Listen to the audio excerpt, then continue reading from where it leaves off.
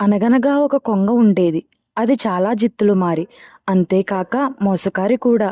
ఒక్కసారు అది నీళ్లు తక్కువగా ఉన్న చెరువులో ఒంటెకాలు మీద నిలబడి జపం చేస్తున్నట్లుగా నటించసాగింది.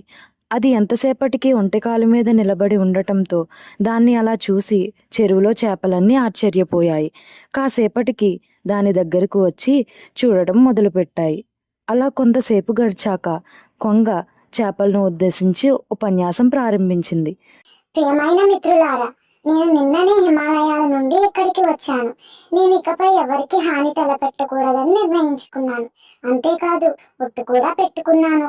మీరంతా ఈ చెరువును నమ్ముకొని అనేక సంవత్సరాలుగా ఇక్కడే జీవిస్తున్నారు.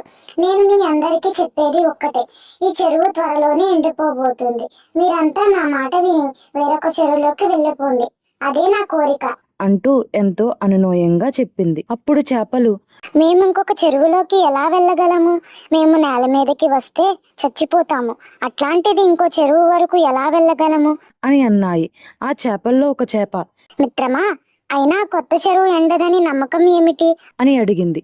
అప్పుడు కొంగ, చూడండి మిత్రులారా, నేను ఆకాశంలో ఎగురుతూ ఉంటాను కదా. అలా ఎగురుతూ ఉన్నప్పుడు ఒకరోజు ఒక పెద్ద చెరువు చూశాను. అది ఎంత పెద్దదంటే ఎప్పటికీ అది ఎండదు. కాబట్టి నేను మీకు సహాయం చేస్తాను. నా సహాయంతో కొత్త చెరువులోకి మీరు హాయిగా చేరుకోవచ్చు అని చెప్పింది. కొంగ మాటలకు చేపలు, అది ఎలా సాధ్యం అని అడిగాయి.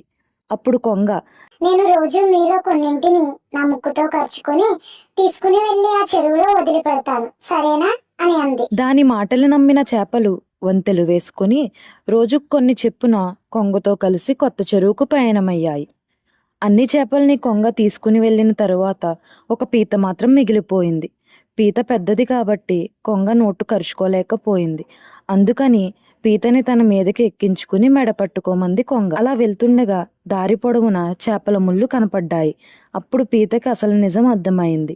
రోజు కొంగ తన మిత్రులైన చేపలను కొత్త చెరువులోకి చేర్చకుండా మధ్యలోనే చంపి తినేస్తుందని తెలుసుకుంది. వెంటనే పీత తాను పట్టుకున్న కొంగ మెడను తన పళ్ళతో బలంగా కొరికేసింది. దాంతో కొంగ కాస్త చచ్చిపోయింది.